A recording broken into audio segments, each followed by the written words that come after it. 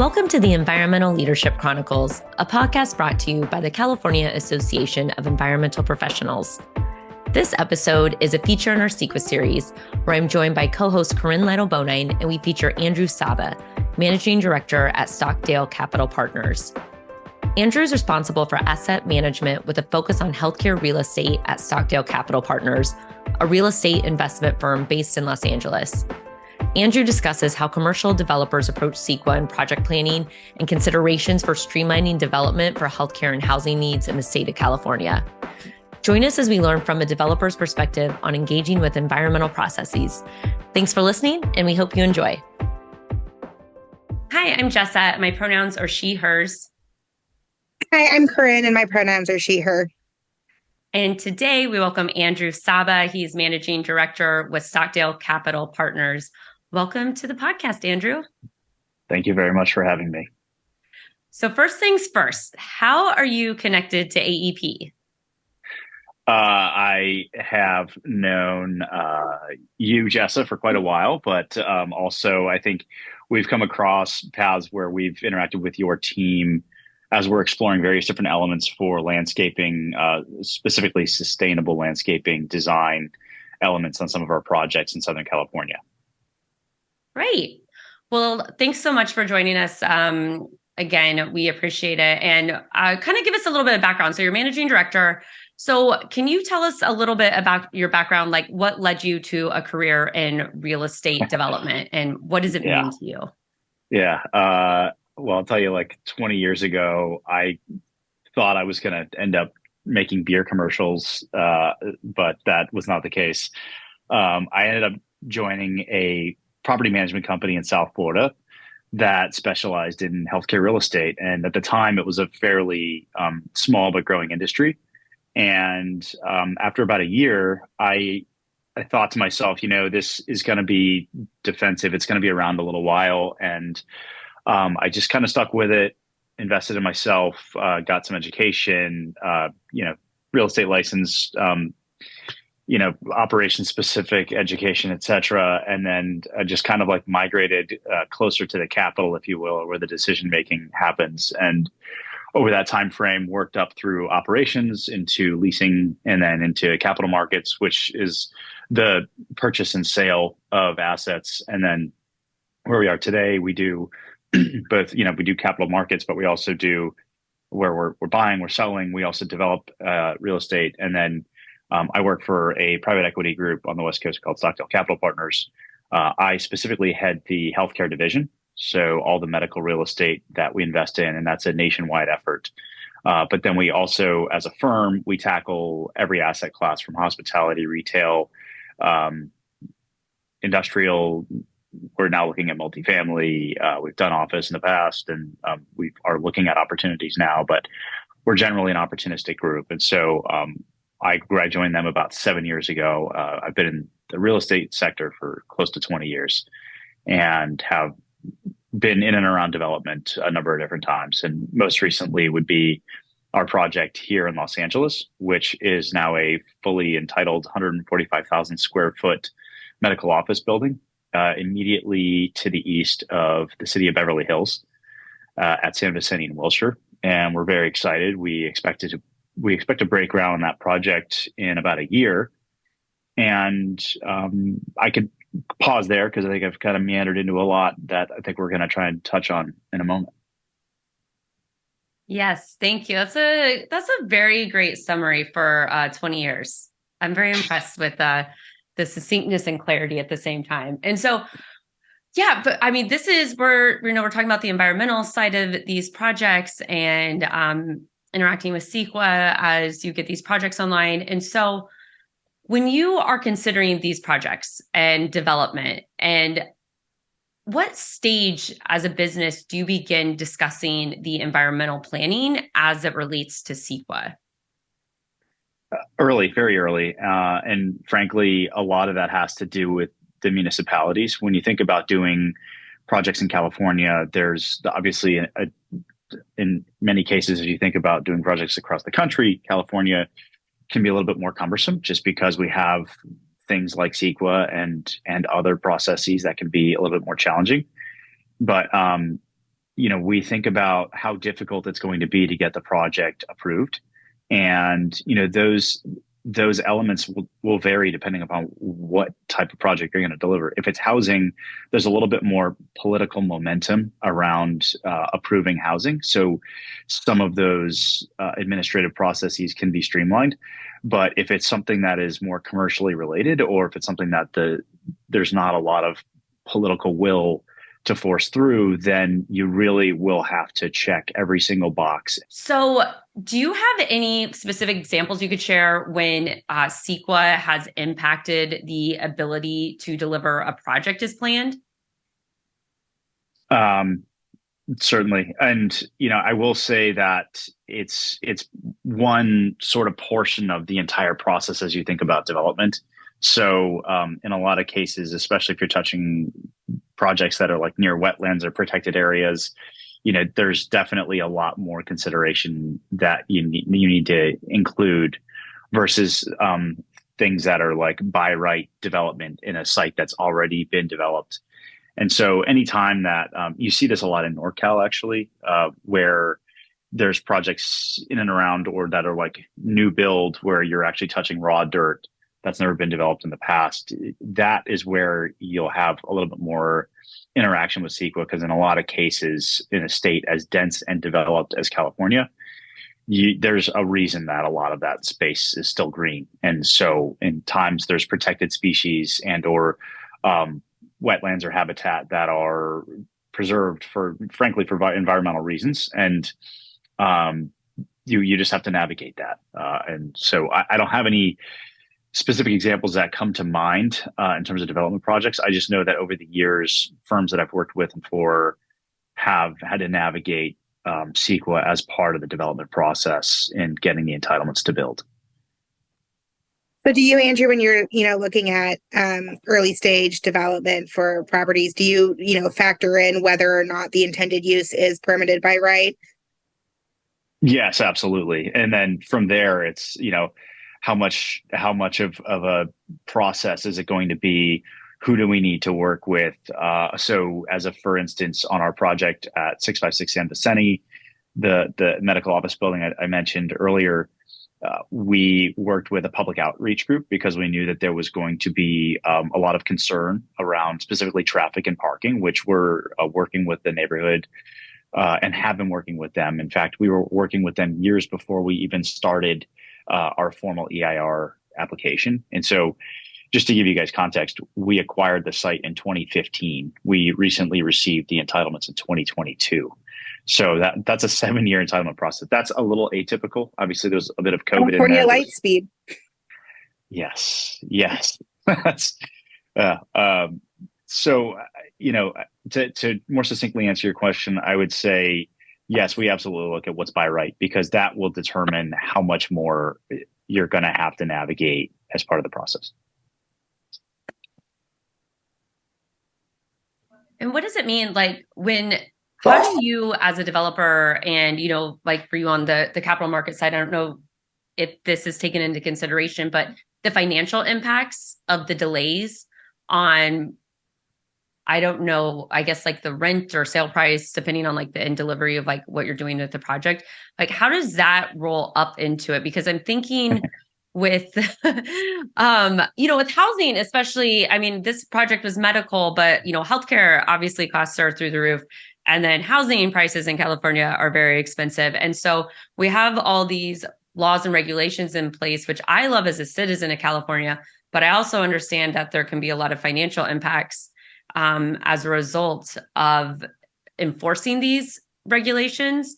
And so just wondering how you're able, like with something with an entitlement process that long, like how do you account for that in like I don't know, the cap sheet, balance table, whatever financial tools? Yes, that is the question, right? So that saying time is money is very relevant here. The longer a project is going to take to get through the administrative and approval process, the more expensive it's going to be. The more consultants and various different outreach groups you need to bring into the conversation, the more expensive it's going to be. And so all of those things compound upon each other. And then on top of that, you have like it's very much akin to the time value of money. It's just it doesn't seem like, or I think it's a little bit nebulous for people to keep track of, because they're not actually looking at the invoices. But in a project that takes 5 years to go from the time you bought it to the time that you're actually breaking ground to deliver, you have the purchase price, and then most investors require what's called like an annualized return on their money. And that return is embedded in your, like, what I'll call your basis appreciation. So if you bought it for $1 million, and to use round numbers, you want a 10% annualized return before there's any sort of like profit sharing mechanism that happens after that, then 5 years, just using like the simple compounding, your new basis is probably going to be close to like 1.5 or $1.6 million.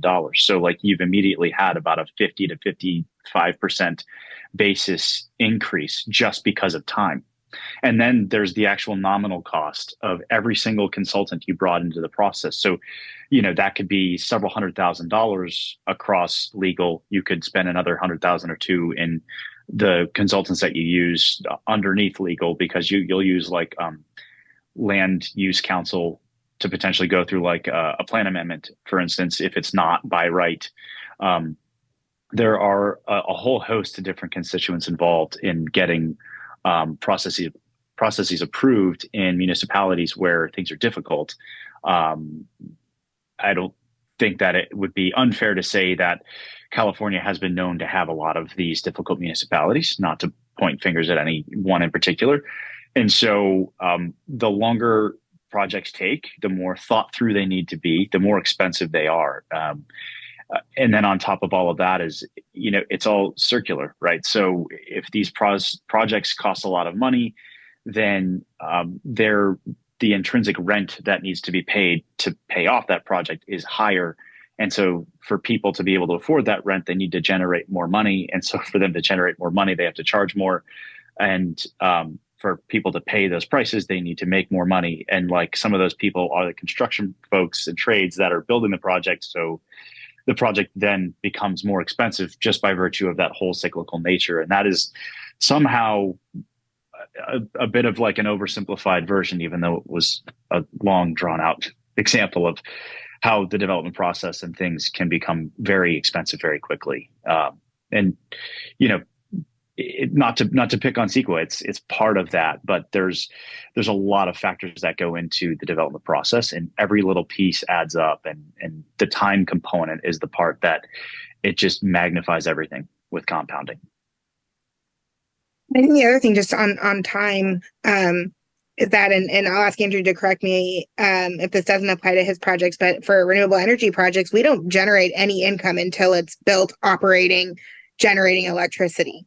So we, put a ton of money into, developing, building these projects. And it's not until the very end that we see any, income coming in from it. So that's certainly oversimplification of it. But the longer it takes to build it, the more we delay actually generating any sort of, income from that project.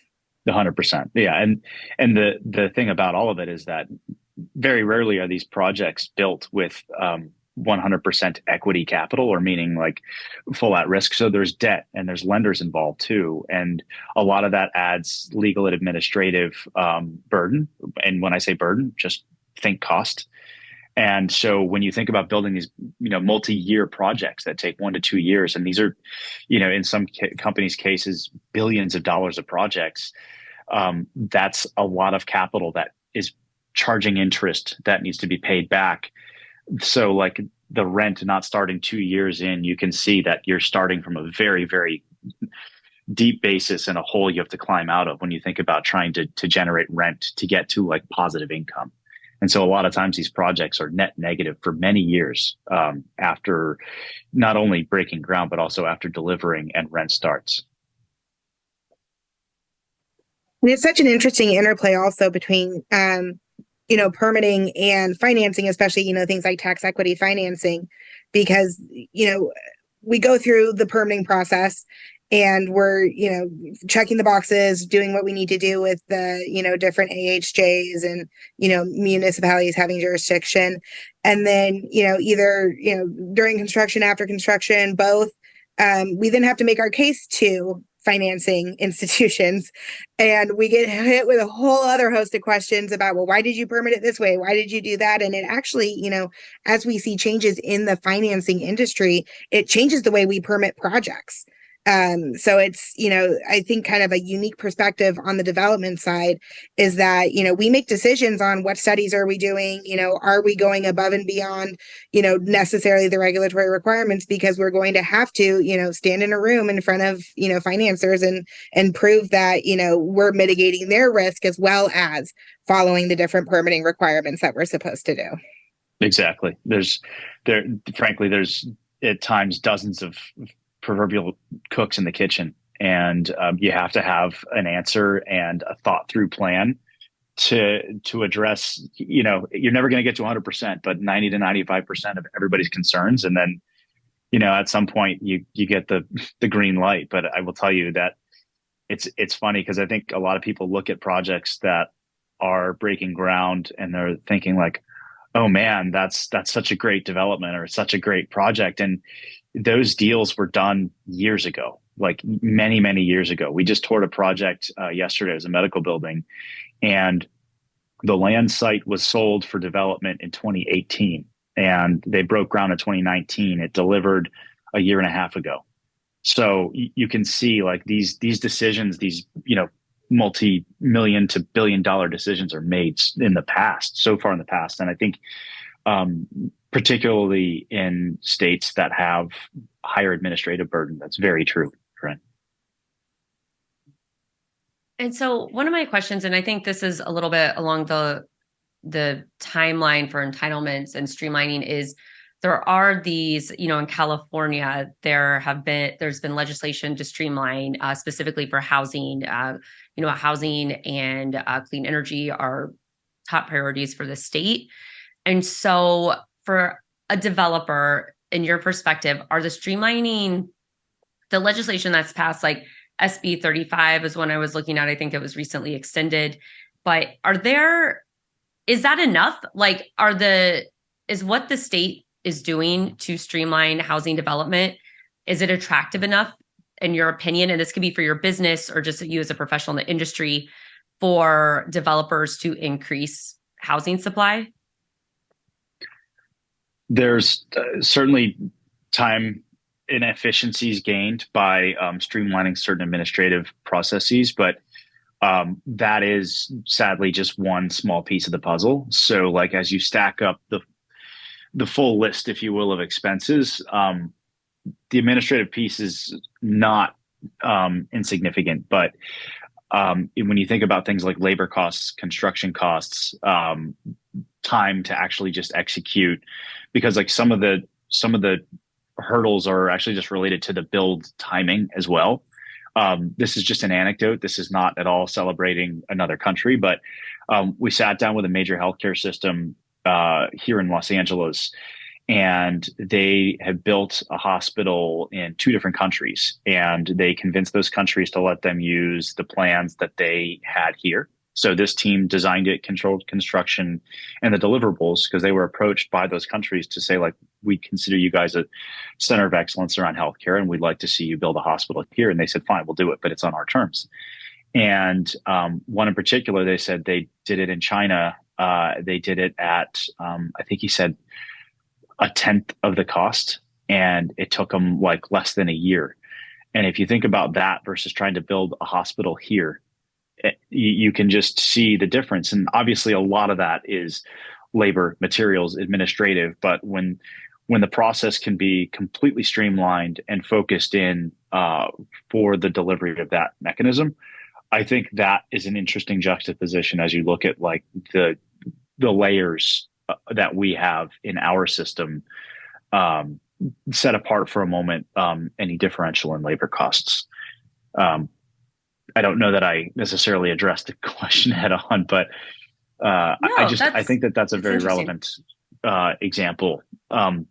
So I would say that taking time out of the process will be helpful, but I don't know that it's going to necessarily solve everything because construction costs are still very, very high. Land costs in infill environments are very high. And I think that's where we have some of the biggest housing shortages. And repurposing projects, getting increased density in projects is still difficult because you still have to navigate all the stakeholders. And a lot of the stakeholders are the residents in the vicinity and the businesses and that are going to be impacted by the construction and the increased density. Because you think about changing or up zoning or increasing the density of a site, all that means is you're just adding more people or more use on a physical footprint of land. And everything that goes along with that needs to be considered, including the mechanical, electrical, and plumbing facilities that are serving the site.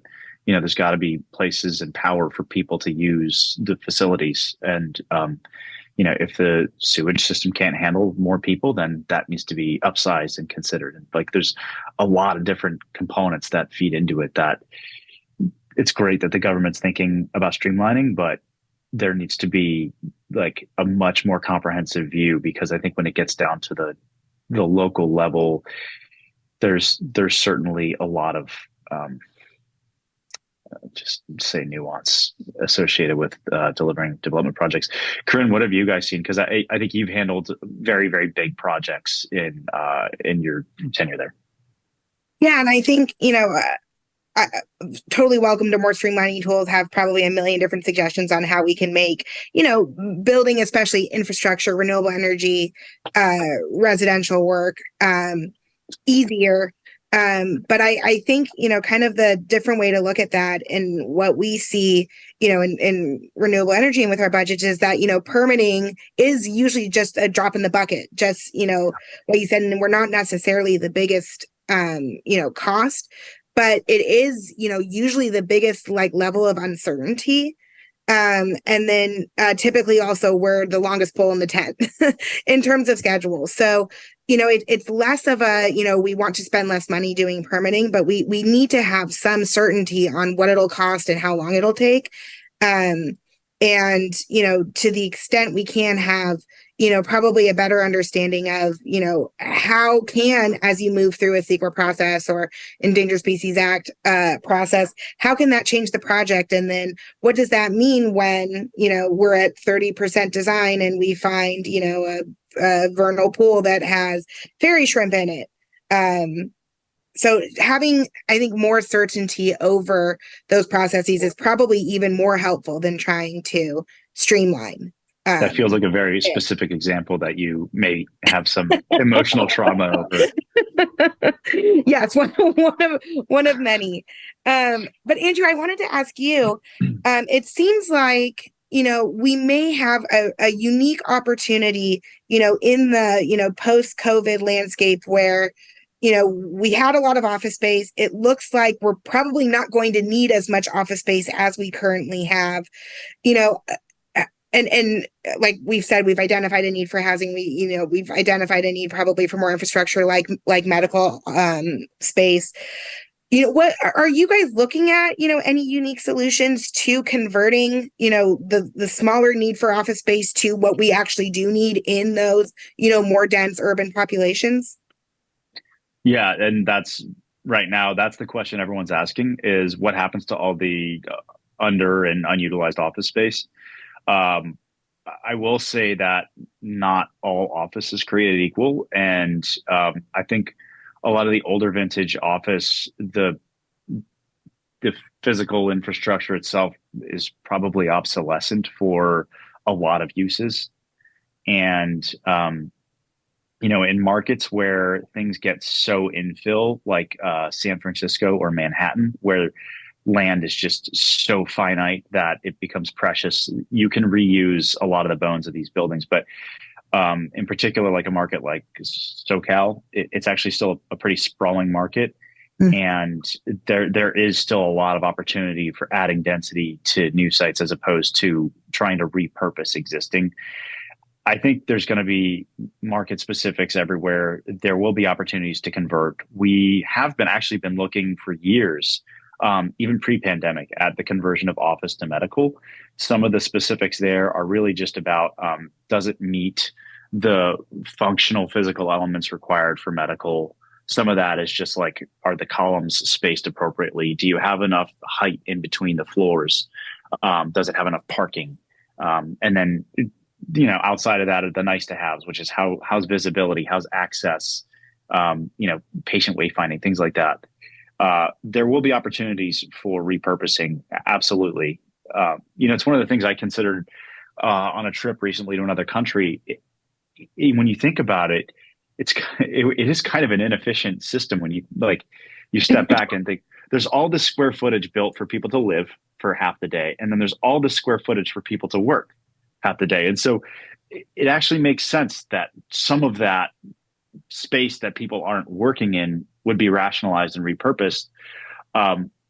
My fear is that it will not be as efficient or economical to do that to the extent people would like to just look at, okay, call it 20 billion square feet of non-essential office that we could repurpose.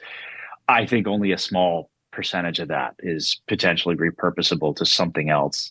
I know a lot of folks are looking at reusing office for multi to solve the housing need.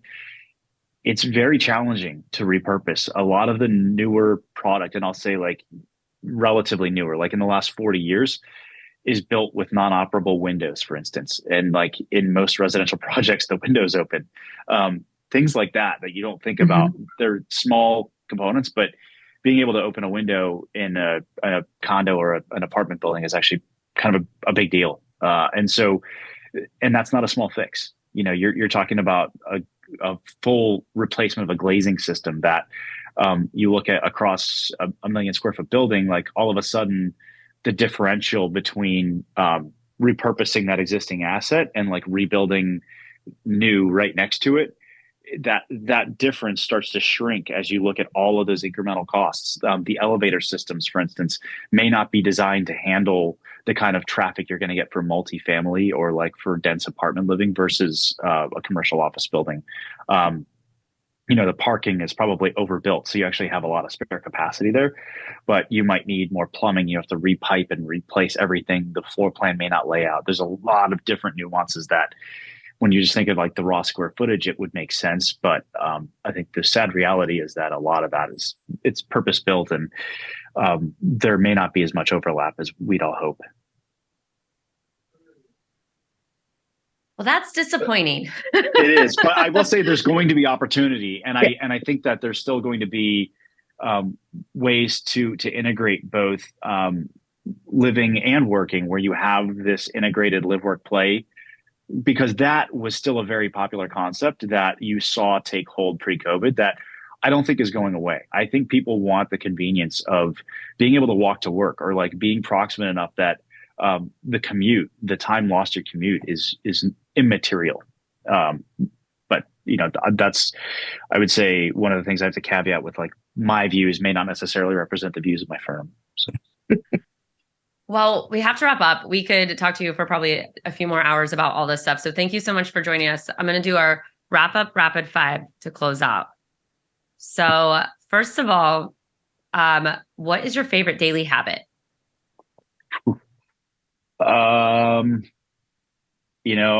Since becoming a dad, it's actually waking up and hanging out with my kids in the morning.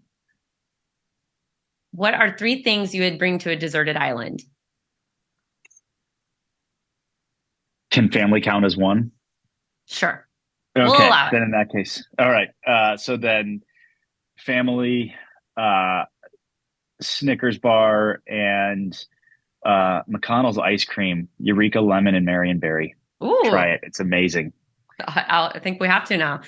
Yeah. Okay. This next one is, what is your favorite environmental policy, which might not be super applicable for you. So maybe one is like, what is an environmental policy that you are, you appreciate the most as like a California citizen? No, I'll actually say I really like the requirement to deliver to LEED minimums. I've never been a huge fan of the labeling. I've always been a fan being efficient for the sake of being efficient, being green for the sake of being green. To the extent that those give you a seal you could put on your building and it gives someone else a better feeling about where they're renting or living, that's great. But I like the fact that in a lot of ways, California holds developers and owners to a higher standard as we deliver the sort of new wave of product. Great. What is your favorite flora or fauna? I'm just going to say palm trees, but if you want me to get really specific, I would say the Bismarckia palm. Oh, we love specificity. All right. And then finish this sentence. Wouldn't it be cool if... I'm trying to stay very neutral. Wouldn't it be cool if every day were Friday? There we go. Well, thank you so much for joining us, Andrew. We really appreciate it. And thanks for having me. Have a great day. Thanks so much. Absolutely. Great catching up. Bye.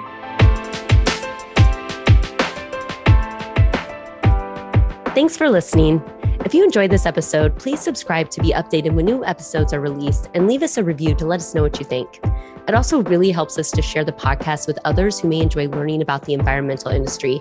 If you want to submit a shout out or any feedback, please send an email or voice memo to podcast@califaep.org.